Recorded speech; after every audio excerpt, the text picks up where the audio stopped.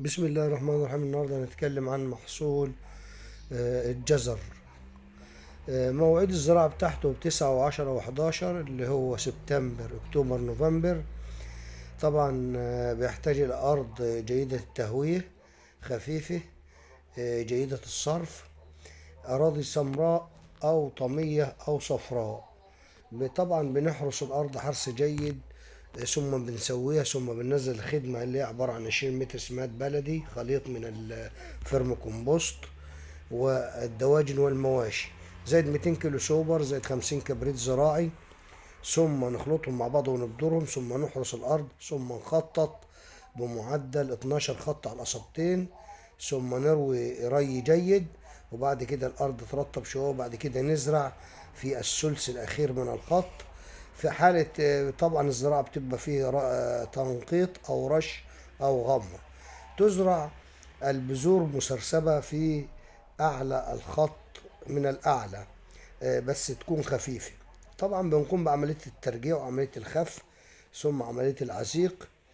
طبعا بيحتاج الفدان إلى 50 كيلو نطرات نشادر أو 70 كيلو سلفات نطرات نشادر أو سلفات نشادر، أو 50 كيلو بوتاس بتوضع مع الخدمة مع الراية الأولى والتانية. طيب، مسح الخطوط جيدا حتى طبعا الزراعة بتتم عن طريق البذور. توزيع البذرة سرسبة، الري الغزير، ثم طبعا الرية الأولى اللي هي رية المحياة من بعد 4 ل5 يوم. بعد كده الري بيبقى منتظم.